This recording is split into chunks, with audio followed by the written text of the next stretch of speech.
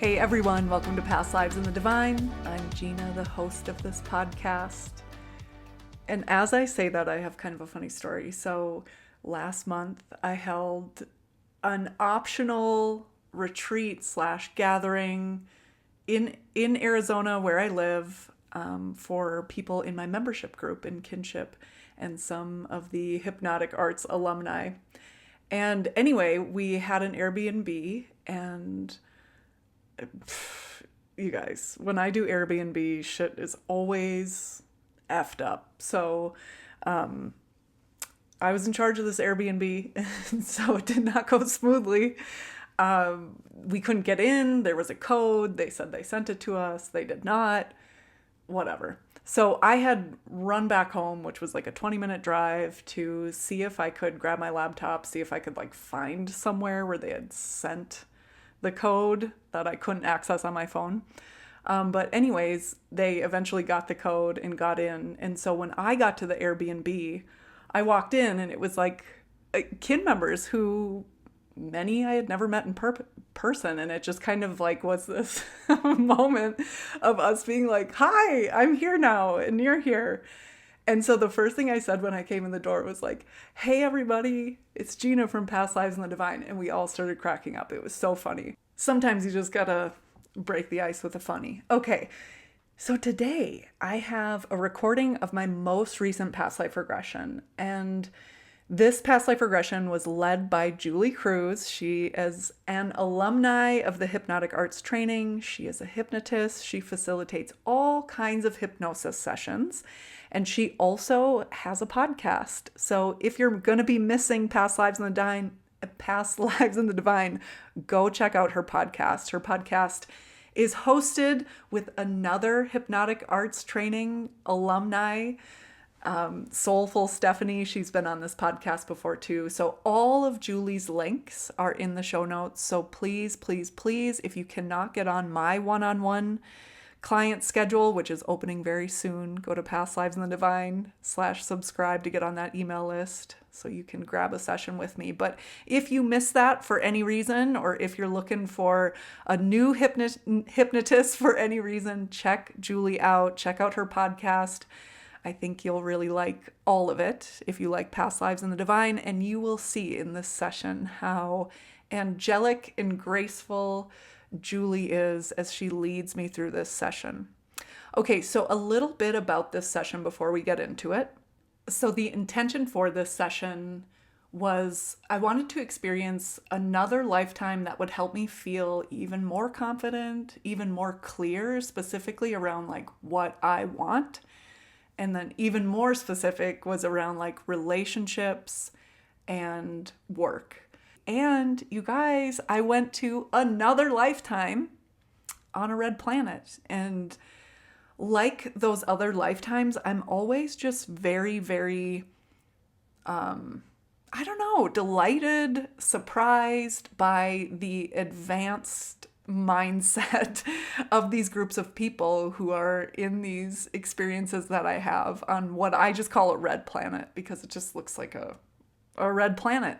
And if you've been listening to this podcast for a while, I have a number of lifetime experiences that I have shared on this podcast. And I've also had more red planet life experiences that I have not shared off this podcast. But anytime I experience a life there, it's always very enlightening.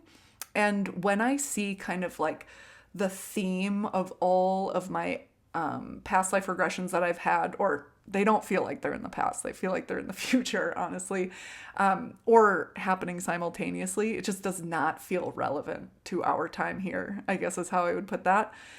But every time I do, I go in there with a specific intention, and I've never intended to go to a red planet. And my intention, though, as I sit here recording this, is that I've got a couple of PLR swaps on my calendar with a couple different hypnotists. And one of my things that I want to do is intentionally go explore on these red planets, and specifically the community and the community management. That's maybe not the best word, but kind of how do they keep these communities peaceful? How do they manage people's emotions? Like, those are always kind of the backdrop of it. And it was very clear in this one that I'm going to show you today that that was the same. And actually, I got probably an even clearer picture on like the council that leads this community and creates the space and manages the space of this community. And I am just feeling called to lean even more into that because, as you'll hear in this recording from this session that I had, it's almost like, and I think I've shared this before, this has come up lightly in other Red Planet lives, but it's almost like they're really good at managing emotions, almost like sewage management. So not that your emotions are shit or garbage, but our emotions are often things that we don't manage appropriately. We don't manage our internal world appropriately, and then we turn around and we see our shadows in everyone else, and we get triggered by that, and we think it's their fault. And then simultaneously, we're having an experience where we just feel stuck and we don't like our life. And, you know, if we kind of took responsibility for more things, and if we thought of our emotions as almost like we think of sewage management, like, what is my responsibility and what is the responsibility of other people around me, that we could go a lot farther. And maybe I say that and it doesn't make sense at all because you haven't had my experiences, but you're going to see that in this session that I did, that Julie led, where we ended up on a red planet. It starts out with, I'll tell you about the first scene a little bit. It starts out with me not understanding why my nose was like on fire. And it was because someone had punched me in the face. And the way this red planet community slash elders slash council of this community handled that was very intriguing to me and surprising, and I think very, very productive. So I'd be curious to know like what you think of it if you hear it, and maybe it just feels way more impactful, like feeling those experiences as a memory as opposed to just listening to it. After we moved through the past life scenes and through the death scene, Julie led me to this area and invited in my spirit guides, and they all came. And it was such an interesting, progression. When I first started this podcast, I had 3 spirit guides that I knew, and now I have 10 plus. I got a couple dragons in there. I've got a light being, I've got a panther, I've got a rabbit. It's a collective that's bigger than, I think at one point in the recording I said something like, wow, I've really have acquired quite the team. And I almost didn't realize it until they were all together in front of me. So that was an interesting part. You'll hear part of that. I'm pretty sure that sticks in the audio recording. So some of the things that really kind of jumped out at me about this journey as I was re-listening to it and just reflecting on who the changes I've seen since. It's one of the reasons why I love to listen to it. And I've seen a ton of changes since then. And some of them were kicked off because of what I found out or what I realized in this past life or in this journey to another lifetime. Doesn't feel like past again. But a couple of other things was this person that I was in this other lifetime, it was, I just love experiencing a lifetime of a person who feels completely different than me, Gina. And especially, it seems like for me, when I'm coming to this space with I feel this way and I wish I didn't, I'm often shown a lifetime where it's here's another thing that you could embody. Here's another way to see that. Here's another way to feel in this sort of situation. Yes, this is a hard time, but you can also find presence and stillness and quiet and peace and even joy in those hard times. And that's such a valuable lesson to me. And I believe that when I experience those feelings, it's like turning on that ability in this body as Gina. I'm walking a mile in someone else's shoes or whatever. I'm seeing something from someone else's point of view, and it changes me. It changes me. And if you have had these situations, one of the other things that I do, if you hear that and you're like, ooh, that's what I like about it as well. One of the things that I do to kind of keep that going is to really feel into what that life felt like and try to feel into the times in that life, the memories I was shown, what it felt like. And when it's like a reaction that I want, like, oh, I feel so non-triggered by this issue, and in life as Gina, I would feel triggered. For me, it's not only the hypnotic journey that really turns that on in my body, but that memory that was awakened within me and in my whole body. I can always access that memory and then those feelings in meditation later on.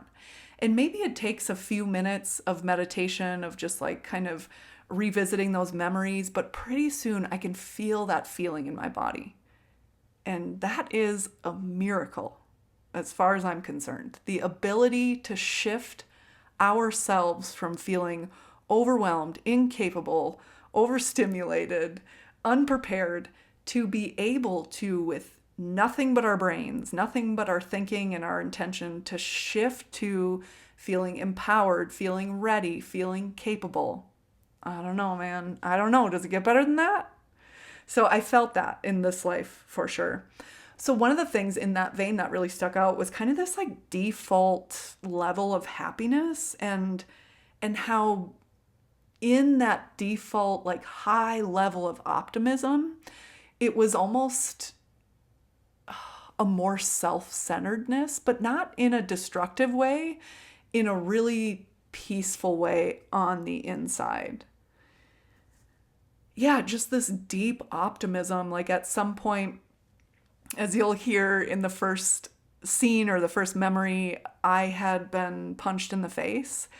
And in that, like, I think most of us, if we had been punched in the face, it would just be like very discombobulating and like, what is going on?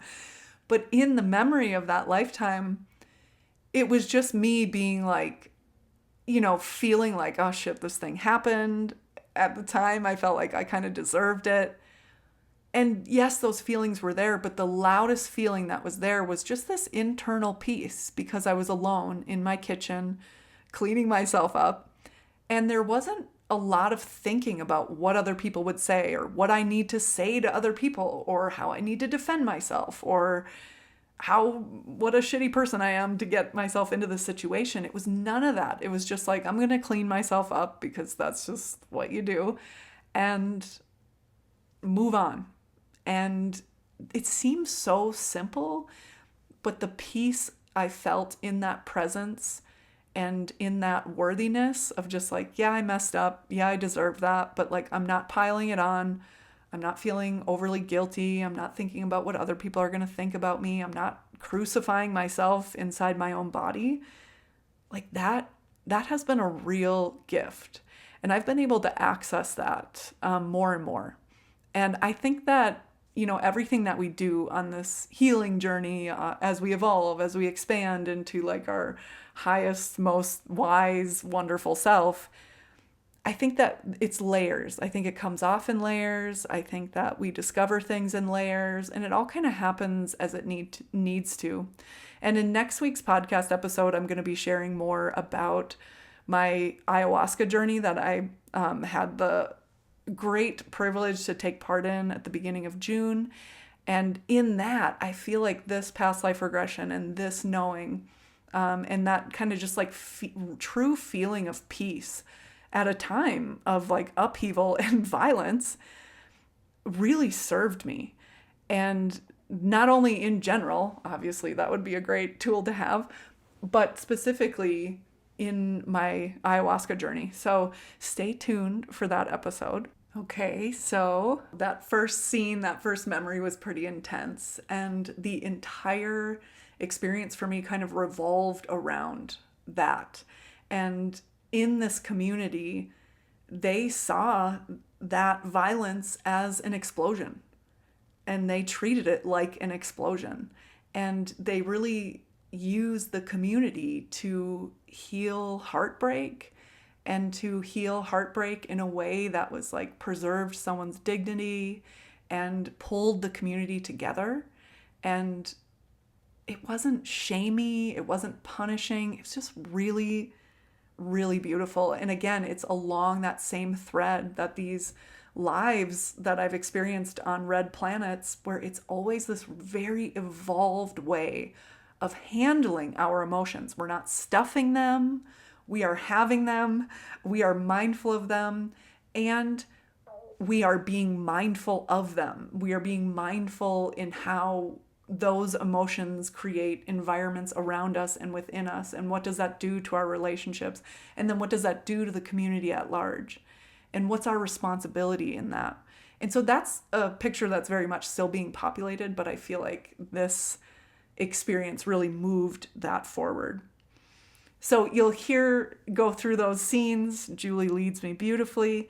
And then it ends, or doesn't end, but it comes to a close at the death scene. And the death scene was so beautiful. And as I re-listened to it, it's just like I said something like, oh, it's just really sweet. And I'm like sobbing. And again, it's like that ineffable experience of a transcendental experience. Like I think it's like we're touching that divine when we can't even put it into words.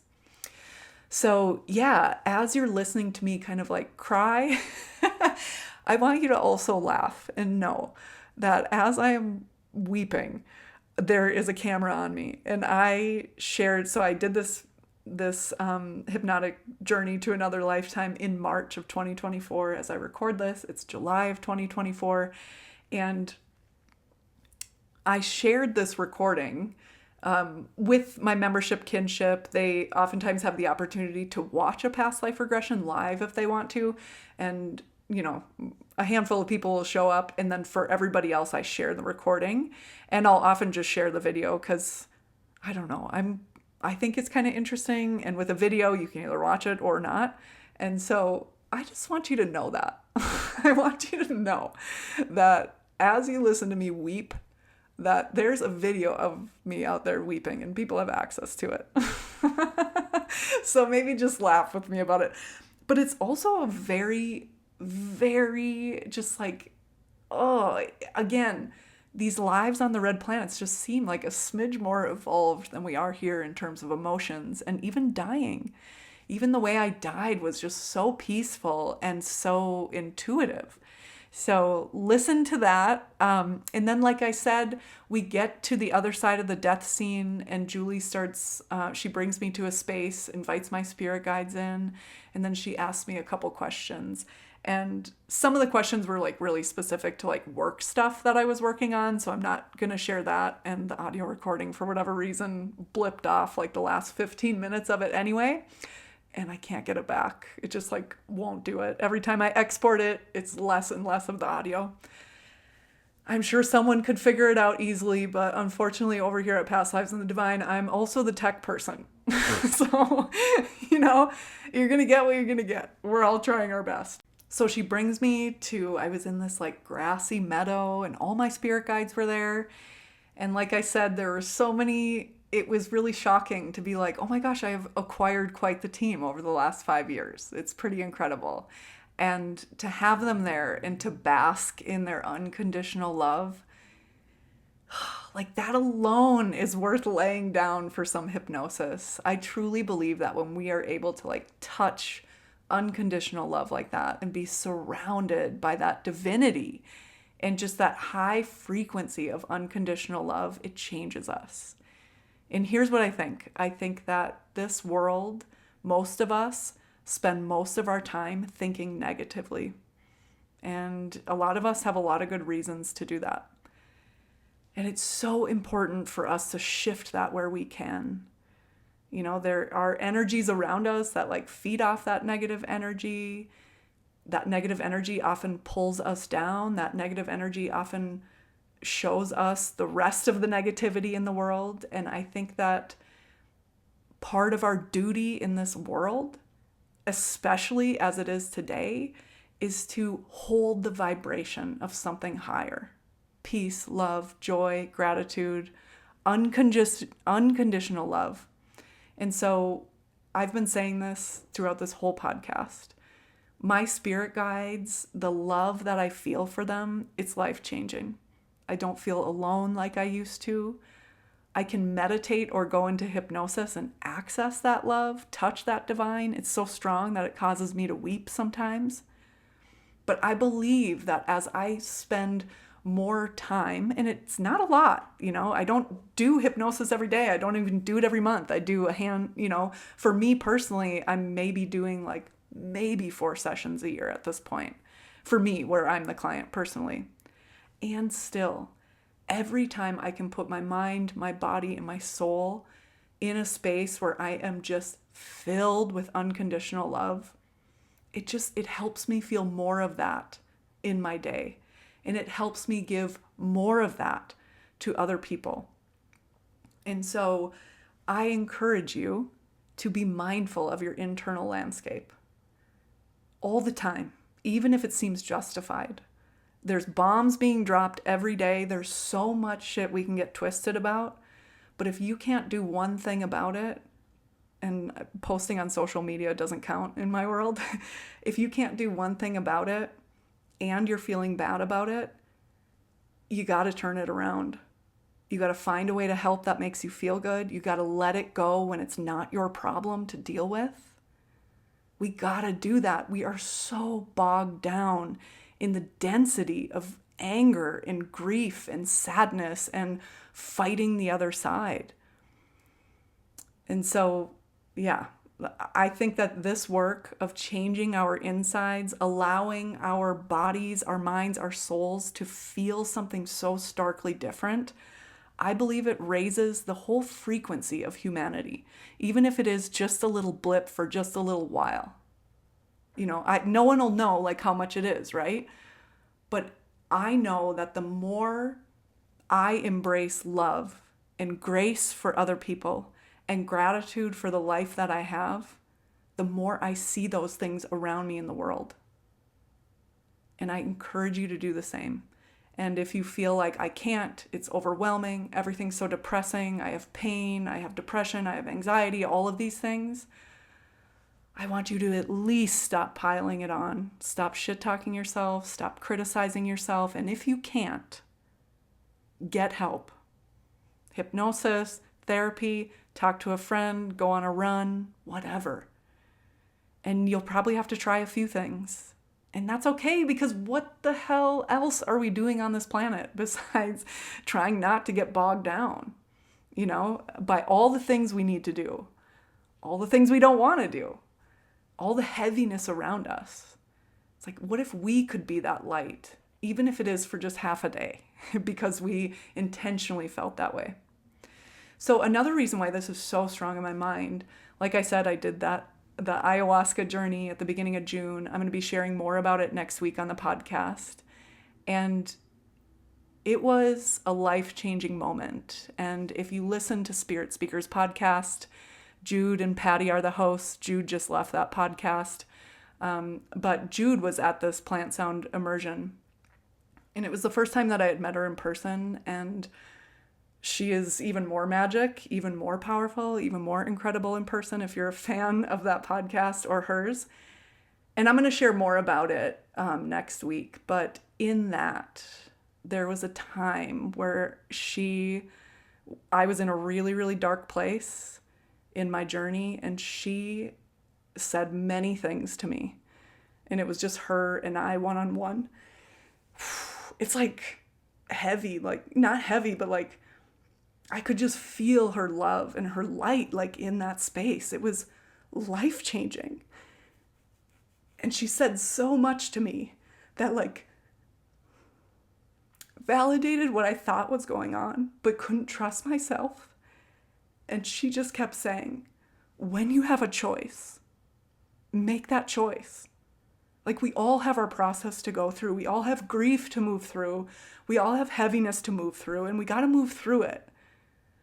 But there will come a time when you can make a choice to feel something different. And only you know when that is. And oh my God, make that choice. Like, make that choice. Does this thing have to ruin your day? Does this thing have to send you in a negative direction? Does this thing have to trigger you in a way that you take it out on other people?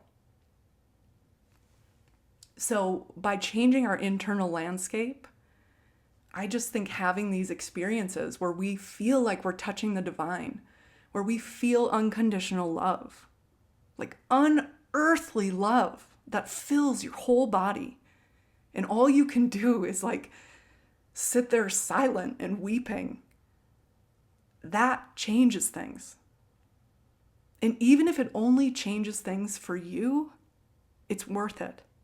Your life is worth it. We came here, each of us came here to create a specific life.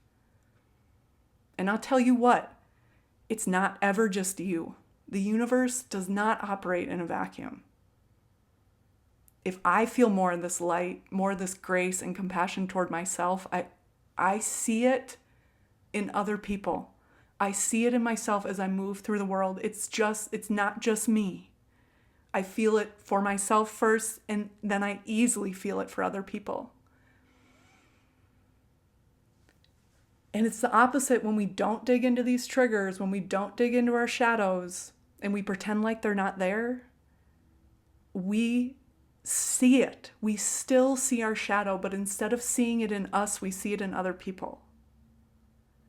And then we blame, and we hate, and we feel resentful. And we can't do that anymore. We can't do it. We don't deserve it. Like way back, I don't know, a few years ago, I would just see a political flag for someone who had opposite views of me, and I would feel anger. And all that did was make me feel angry and hostile towards someone who maybe has those views. And it's like, damn, if that doesn't feel demonic to me. I am not a political person. I am a regular ass person. And the moment I think, it's me against them, I have stepped into a shadow. We are in this together.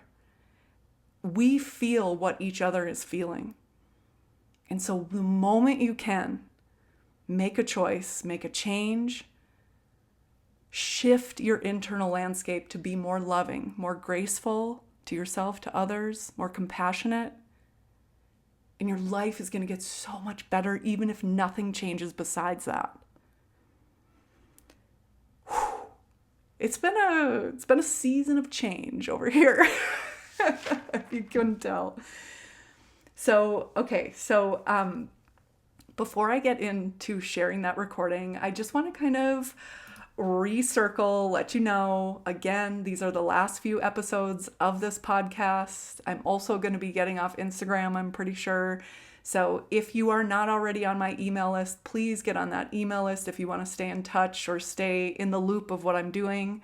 As I've said before, without the podcast, without social media, I'm going to be focused more on like sharing communications and stories and even pictures with my email list.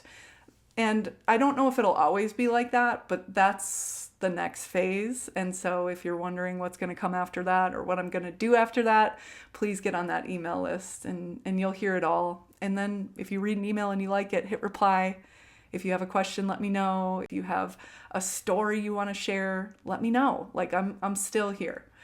So get on that email list. The link is in the show notes. Also pastlivesinthedivine.com/subscribe. So yes, this is a long intro, and yes, this podcast is coming to an end, but I am still here doing hypnosis. So please, if you want a session with me, again, get on that email list. I'm going to be opening up my schedule and sending the link for fall sessions to the people on the email list next week is my plan. So please get on that list. If it doesn't fill within a week after I open that, I open it up to the public. But honestly, I haven't opened it up to the public in a couple years. So it's been filled on my email list. It's not like you have to set an alarm and whatever. If you just get the email and within a few days schedule a session with me, you're going to get a session. But it does fill up usually within a week. As I, tentatively step into what's next, I'm also planning on doing some live events. So I talked about this in another podcast episode, but I have some local things planned where I live. I'm also partnering with someone who lives in LA, and we're going to be doing some events. Super fun, super exciting. So if you want to be in the same room with me and journey to another lifetime, come out of it and have a discussion about it with me, I would love to see you there. And in order for that to happen, get on my email list and I will let you know when those open up. And if you are listening to this and you have studio space, maybe it's a yoga studio, maybe it's a spiritual space, maybe it's some sort of healing place, some sort of retreat place, and you have people who want past life regression, like maybe, I don't know, 20, 30 people, let me know. Let's plan something. Maybe I would drive to come and do this event. I take all kinds of road trips anyway, and I think it would be really fun to start seeing more people on those road trips. And I love meeting podcast listeners. It just really lights me up. I feel like it's such a fun way to like complete the energy between us, like with this wonderful hug, and I can be like, "Oh my gosh, that's who I've been talking to for 5 years. It's so good to see your face." So let me know if you have studio space, if you're interested in it, or if you have questions about it. Maybe you're like, me, where I often feel self-doubty, like, oh, they're talking to everybody but me. And no, I'm talking to you as well. So if you have questions about that, you can always email me, Gina@pastlivesinthedivine.com. And remember, it's Gina with a J, Jina. So live events are coming. And then I am also so open to and want to continue to talk about these topics, just not on my own podcast. So if you have a podcast and you think it would be fun to have me on your podcast, why? Like, let me know. What do you want to talk about? I'm basically an open book. I think when people ask me questions, it feels like a love language. Like, oh, you're curious about me. You've thought about me. So if you have some questions, definitely let me know. I would love to be on your podcast and chat. So again, even if you're thinking, oh, she means everybody but me, that's not true. I mean you too. And so if you have questions about it or if you want to do it, please email me and let me know. Okay, everyone, gather around the fire for my most recent hypnotic journey to another lifetime. And when you're ready, just take a look around you. Observe what you see, feel, sense, and know. And tell me if you're inside or outside. I'm inside. I think I'm standing in, I think it's like a kitchen and it's my home. It feels like something like physically right now I have this really hot sensation in my nose. So it feels like something's going on with my nose. I don't it almost feels like something is like had bitten my nose, or I don't know if I hit my nose. But yeah, I'm just kind of standing there with my hand on my nose. Yeah, so feel into that and see what's going on with the nose. Do you feel any pain or feel any kind of concern or anything if it was a bite or what do you notice about that? Yeah, so I'm a man, like a young man, and I think someone punched me in the face, and now I'm inside my kitchen. Good. So, as this young man standing in your kitchen, you've just been punched in the face. What kind of thoughts are swirling through your mind right now? Like I deserve that. Oh, Like I'm so another man like my age who's not there now hit me, and I'm like angry with him, but I also feel like I deserved it. Like I had it coming. I don't know why. all right. And so, as you're in your kitchen feeling the after effects of being punched in the face, what happens next? So I'm just like washing the blood off my face, Good. and my clothes are dusty, so it's like I have to go back to work, but I want to change because I don't want it to look like I just got in a fight, even though everyone will probably hear about it. I don't want to look like it. Yeah. And so, if we were to just pause for a minute and rewind a little bit to see maybe what happened that this punch occurred and where it took place. So, if you were to just move back, whether it's 30 minutes, an hour, or however long you need to, going back there in three, two, and one, at the time and place where the punch occurred, and tell me what you're aware of. So this man, I so he came to my house to talk to me about something, and I want it kind of feels, I don't really have the details right now, but it kind of feels like maybe I crossed him, like maybe I dated like someone that he used to date, or maybe someone he was dating like cheated on him with me. Like I feel like there's kind of a third person involved who's Oh, not there, okay. but he came. I think he came to just be like, is this, like, people keep saying this, is this true? And then I said yes. And then he hit me. Oh, okay. Yeah, okay. So weird. Yeah, and so I'm like pissed that he hit me, but yeah, I felt like it was like I almost knew that this would happen one day. Okay. And so, what makes you say that? Yeah, it's real foggy, but yeah, there's like a woman between us.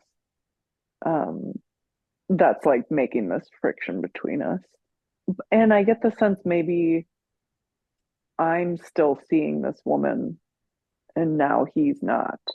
It, because I kind of have this feeling of I had it coming and I don't really care. Like I don't, my nose hurts, but I I would do it all over again. Like it's fine. I like this woman and it's worth it. Good. What else are you aware of? Yeah, as I stand here in my kitchen, it's like I'm remembering a a time with me and this woman, and we're just like kind of in this like a, I mean, essentially we're in like a just some dark corner, and we're like laughing, and I have my arm around her, and yeah, it's interesting because I'm just thinking about that. I'm not then right away thinking like about our future. I'm just like enjoying the memory. Good. Yeah, like I'm not worried about like what people are gonna think when we like, if we are dating or whatever. Yeah, it's like I'm not even thinking about that stuff. I'm just like thinking about a sweet memory. Good. And what kind of feelings does this memory bring up for you? Yeah, I seem like a very happy person because even though I'm looking at that memory and it's like a really happy memory and I want to have more of them, it's not, I also get the sense like she makes me happy, but also if she wasn't there, it'd be like, meh. Like Okay. you just kind of like, yeah, it's almost like my default setting is so happy and optimistic that even though I want more with this person, I'm not at all worried about losing her. And it's almost like Gina, if I go down that path, then in that life, I just feel like wouldn't be that big of a deal. Yeah. Yeah, it's like this default optimism that really stands out and like happiness just to be. Good. And it almost sounds as though you're saying you've already figured out how to make yourself happy in this life as this young man. Yeah, but it feels like as this young man, he just, that's just the way life is to him. Mm, He's not even really thinking, I need to do things that make me happy. He just is like, that's just kind of his default setting. amazing. Yeah, it feels amazing. Yeah. And so now you're in the kitchen, you're washing the blood off your face, you're getting ready to go back to work. Is there anything else that stands out to you in this scene? Yeah, it's so peaceful because even though it was like this fight and we all kind of live and work in the same place, and so everyone's going to figure it out. But I'm really just trying to get cleaned up, but that's as far as I'm thinking about other people. And so it's just kind of this really quiet presence of just like cleaning myself up. I'm not like cleaning myself up and worrying about like, oh shit, how am I going to explain this or anything like that. So it's just kind of really quiet, peaceful Good, inside as I do it. Yeah. good. And just to get to know a little bit more about this young man, you said you all work together. What kind of work do you do? Yeah, I'm on another red planet. It's Oh, just, okay, great. yeah. So it's like dusty. We're kind of in this canyon. Yeah, some houses are like up on stilts and some are not, but they're all kind of just like one room shack. And the work we're doing is kind of in the same area. And I don't really know, but it has to do with like people digging. And yeah, it's that sense that I always have on a red planet where we're just kind of figuring out the materials on this planet and how can we use it? What can we use it for? And do you get a sense of your name or your age? I'm 26. The name is like Delum or Del, Delum. I think people call it Del for short. Good. All right. And so I want you now to go easily and effortlessly just move to the next most significant event in this lifetime. And you'll be able to move there with ease in three, two, and one. And whenever you're ready, just tell me what you're aware of here. So I'm doing some work. It's maybe it's not very far into the future from the last scene, but I'm doing some work. It's similar work, but it's farther away. So I can't see like everybody else or our homes or anything like that. And the guy who punched me is there too, and it's just him and I doing this project, and it's very clear that he doesn't want to be around me, but we're working on this together. So I just have this really neutral feeling inside of like it's like I'm apologizing to him, but I'm not like losing myself in the apology. I still approve of and would do my actions again, and I'm really sorry. It's like both. Yeah. And in that is a lot of self-love and support. Yeah, I've like grabbed him by the shoulders and I'm like making him look me in the eye, and I'm just like, I hate this too. I don't want this, but I'm like, you know how great she is. Come on. Yeah. Like I don't regret that, neither do you. Um, it sucks, like I'm sure one day you'll be winning and I'll be losing and whatever. It's almost like he's he is acting out of the norm, being so sour about it. It's similar to a couple other things, other times I've seen on Red Planets. It's like these people are have to work and live so much of their life like in such close quarters that they not only close quarters but like remote planet, like again we're here probably for the rest of our lives, that there's a lot of emphasis on managing your emotions, not making them other people's problems. And so out of this equation, like on Earth, I, the calm one, apologizing for it would be out of the norm. But in this community on this planet, he's out of the norm by being kind of like pissy pants about it for so long and avoiding conversations with me and not, talking about it and smoothing it out and processing it in whatever ways on your own. And even though he is not super warm to me now, he's like neutral. Like after I like make him look at me and talk to him, then he's neutral and I can feel like he's warming up to me.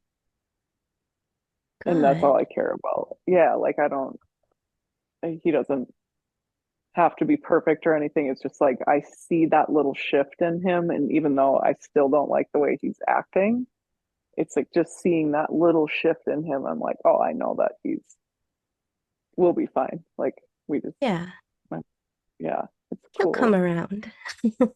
Yeah, yeah. And it's just like this knowing, like just seeing that tiny shift and being like, oh, I can feel that. Yeah. Good. What else are you aware of here?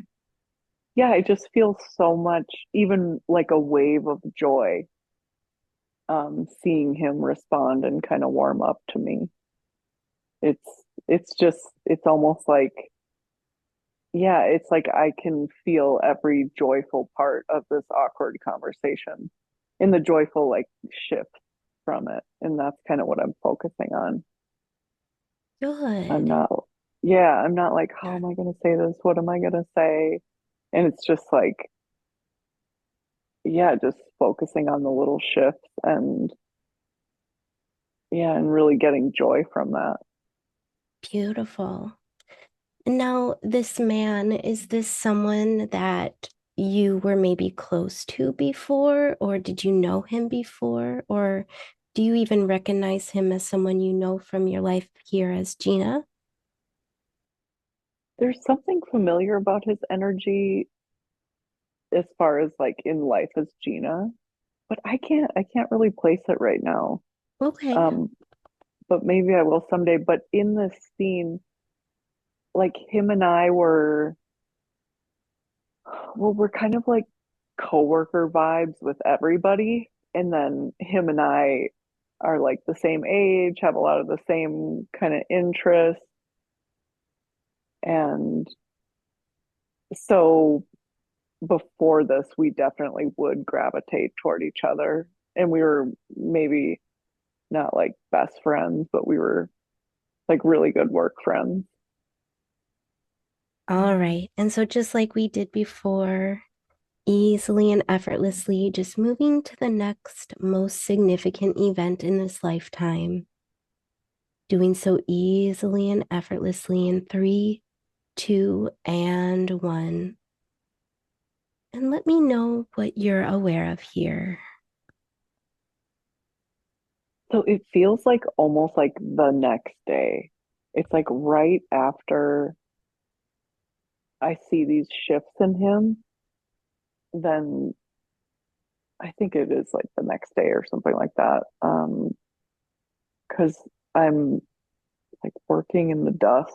The guy who hit me is not there, but these two older men, they're like elders there, um, are asking me about him, like an emotional outburst like that, like to be that angry, to hit someone, is like incredibly rare. And so because these two are part of like a group that leads the community, they're just trying to, yeah, like get information like what was this, yeah, it's almost like they're using the word explosion, like what was this explosion about? And your nose is busted, and how did this happen? What happened? Do you feel like you deserved it? Did you do something? Did you not do something? Is he like at risk for doing this to other people? They're just trying to get all the information from both sides. And it's not like he would be punished. It's almost like they're there to kind of triage, like, what was this explosion about? And then he gets support based on kind of what that was, as opposed to, you're in trouble or you're in jail or whatever. You're being punished because you did this bad thing. It might look like that, but the end game is like, let's what kind of support does this person need? Yeah. And so what happens next? Yeah, when they leave, I'm just kind of standing there and it like almost really hits me. It's so weird because it almost like hits me for the first time, like how much I hurt this guy. It was like, Okay. yeah, it was like getting hit. I was kind of like shocked and then also like, yeah, I figured he'd be upset. I kind of had this coming. But just talking to the elders and the way they kept being like, this is an explosion. We have to get to the bottom of this. It just, I'm seeing that, yeah, that must have been pretty traumatic for that guy. And it's sending these ripples of concern through the whole community because they're like, what was this explosion about? And is there another risk for an explosion? And yeah, so I'm just kind of seeing really how impactful it was, like how deeply it would have hurt him having the explosion, and then how much I didn't even think of the community being concerned. Yeah, and so Yeah. it's like this, yeah, it's like this moral, not like I'm in charge of other people's feelings, but I can clearly see, yeah, it's like I can clearly see the impact of it now. And it's like, okay, yeah, I can't do that to these people. And how does all of this make you feel?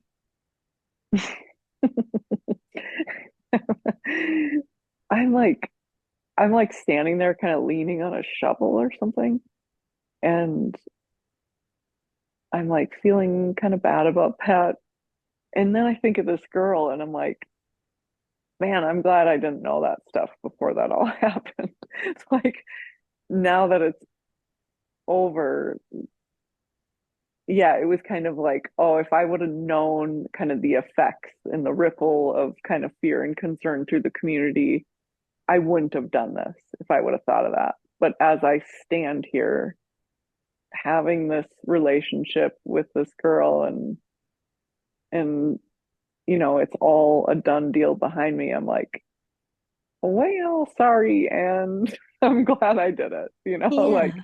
a kind of the same feelings, but like even on a bigger scale. Um, Kind of less like out loud and righteous about it, where I was talking to that guy like, come on, like this is so good, and more so kind of sneaky, like, well, I wouldn't tell the community, but it's worth it. I'm not, Yeah. I would do it again. Right. And does this whole situation have any sort of impact on her or the relationship between the two of you? I get the sense that, yeah, it's kind of like I'm not even thinking about things from her point of view.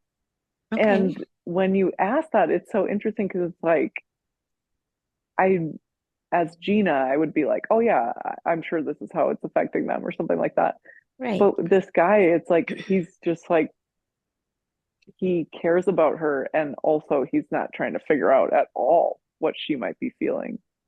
So it's this weird, he cares, but also like he doesn't know much. don't know. Yeah. Yeah, yeah, it's almost like he doesn't know. Like he's just kind of focused on their connection and yeah, well, okay, so he's focused on their connection and kind of like this will be so funny to kind of giggle about with her the next time we see each other. So I don't get the sense that we see each other a lot, probably because we were sneaking around and we still are kind of sneaking around just because of the kerfluffle with the explosion. Yeah. And if it's important, do you know what might come of it for him? How things turn out for him with these two elders? Yeah, so this is this is interesting. So the two elders talk to me, but then it's more that they're like a part of a group. And I don't know if it's like, I don't know, five people who are kind of like, if there's like the president of the United States, there would be like five of them. It's Mm-hmm. not just one. Okay. And so they all kind of went around and they asked questions and I think I ended up talking to all of the elders kind of just in a casual conversation like that. And then they get together and put the story together based on everything that they've all figured out. And then from there, they talk to the guy who had the explosion or the guy who hit me too. And they talk to me as well. And so with both of us, from the stories they piece together from both sides and maybe even hearsay that people then they say, okay, so it seems like you're struggling with this emotionally. We're going to get you this kind of help, or we're going to help you move through it. Or like the elders are also able to coach people to like move through these emotions too. I don't know if it's like energetic healing or something. So then they'll help there, right? So like I don't know what they're going to do with him, but he just has a broken heart, like from a girl and a friend. So it's probably just trying to get a few people to like spontaneously take him out and do fun things, or maybe even like putting on a community like game night, not for him, but kind of for him, but make sure he's there. So it's kind of covert like that a little bit sometimes, but it's about like what does this person need like on an emotional level. So he's just like got a couple broken hearts. So it's like time and connection with other people is I think what they gave him. And then for me, they were like, we can't, yeah, they weren't like, you can't see this woman because they know like we can't control like who we fall in love with. And to try to control it is like torture and not going to work probably for a few reasons. And so what they did for me was, yeah, it was kind of like the activities and the things that they were doing for him. They wanted me there too to kind of like team build, community build, rebuild that bridge with him. And just to kind of cool my jets with this woman. It's not that I can't see her. They're helping me not see her as much by making me busy. And I know enough emotionally that I'm not going to be like PDA with this girl right now in this community because we've had this upheaval. Like, that's my emotional intelligence, and they know that I know that. And so, by being at these community events, it'll also, even if she's there, it'll keep us apart. And then it was just like, just keep this quiet. And that's easy for me too because I don't want to make waves in the community. Like, that's something that morally, like for me, I'm like, I don't want to send these waves of concern through the community. And so, even though they're like making it clear to me that that's what they want, it's what I want to, because I don't want to add to this. And I know that with time and connection through these community events, people will heal and forget, and then people will welcome like our love for each other, if we still have it. Yeah, beautiful. Yeah. All right. And so now I want you to go ahead and find your last day, your final moments in this lifetime as Dell, just before you take that final breath. And you'll be able to find that place easily and effortlessly in three, two, and one. And when you're ready, just let me know what you're aware of here. So I'm an old man. I am, I don't know if I'm in the same home, but I'm on that planet still. And I know it's the end. And my wife is there. And she is, seems quite a bit younger than me. So I don't think it's the woman from the explosion situation. Okay. But she's super sweet and she like gives me a kiss on the forehead and she's taking away like a tray of food. And yeah, she just turns and walks into the kitchen and I'm just looking at her. I'm just looking at her and then something in me is just like, now is perfect. And then all of a sudden, like I'm out of that body and my awareness is kind of like on the ceiling. And I'm just looking at her and I can see me and she like turns around and it's almost like she could feel me leave. She's Wow. just, yeah, she's just like over my body. And that's Yeah, really just, sweet. yeah. Just take your time here. Yeah, it's like we had talked about this. And this is like a normal way for people to pass away on this planet is to kind of like be so old and kind of know like it's time. And so, like how she kissed me on the forehead before she turned, now I'm like kissing her on the forehead. Oh, Yeah, it's just really sweet. And it's almost like she can feel it because that must have been like a thing we did. beautiful. Good. And now, as you transition, just releasing anything from that life that no longer serves you, and just floating towards the light, and just allowing the light to transmute any energy that is not for your highest and greatest good. And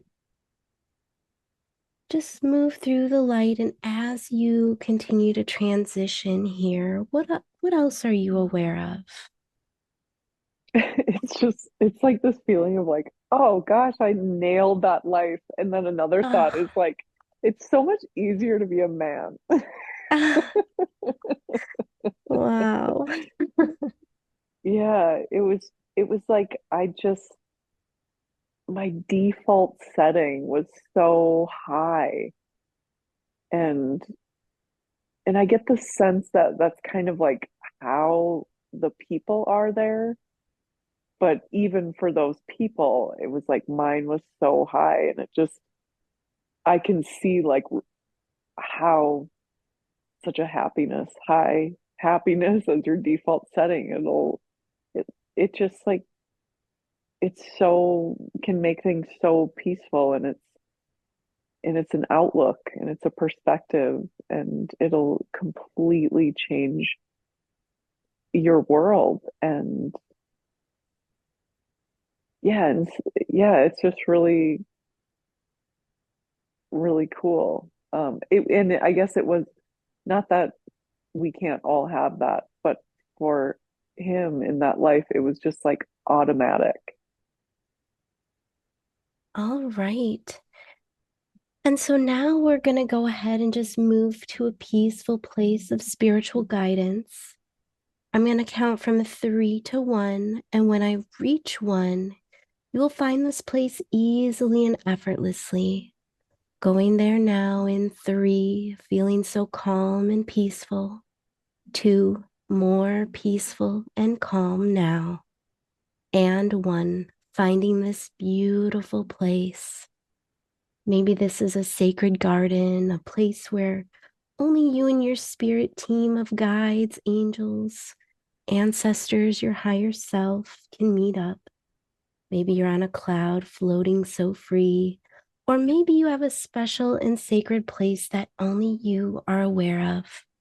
Just allow the details of this beautiful and sacred place to unfold effortlessly and automatically, knowing that insights and guidance are on its way to you. Your guides are there with you, so happy to have this meeting place with you. Feel and sense the unconditional love that is flowing from them to you.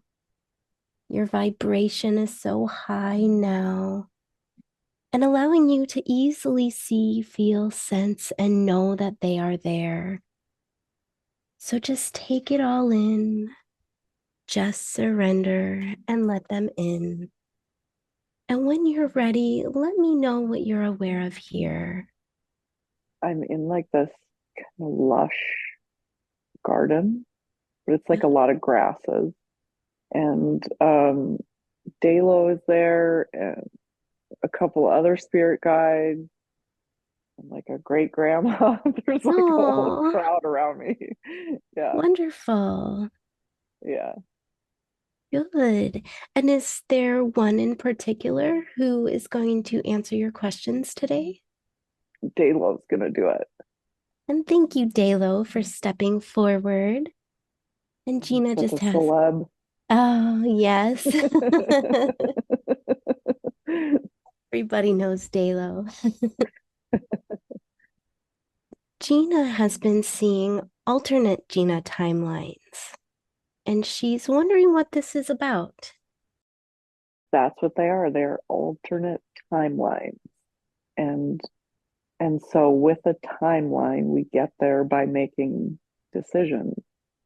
And so to see a vision of the future that you don't want, try to make decisions that go away from that, as easy as that sounds. Mm, And then in the past, if it appears to be in the past, and the memory is shown to me, but it's not from this life as Gina, a different timeline, I can choose. Oh, it's similar to like experiencing a past life. I can choose to experience it, open those emotions in this physical body, meditate, access that joy or that strength or whatever it is. So it's almost like opening up to, do you want to make decisions in this direction? Do you want to feel these ways? They're just all opening. Yeah, that makes sense. good. Wonderful. Yeah. And is there anything more to know about this or any last messages any of your guides have for you today? They're just, yeah, they're just like hugging me. They're like, Mm, they're my number one fans, you know? There's, it's just so cool to be with them. There's so many of them around me. I kind of didn't know that I collected so many, but it's like, yeah, I guess I do have a lot. There's a few dragons in there. I love There's it. yeah, there's a whole crowd now. Amazing. Yeah. Oh, so cool. Wonderful. We'll just soak up that love and that embrace. There it is. That is our episode for today. Thanks so much for joining me for this journey, and thank you to Julie Cruz again for facilitating this session. And as always, people, take anything that makes your load feel lighter, just leave the rest.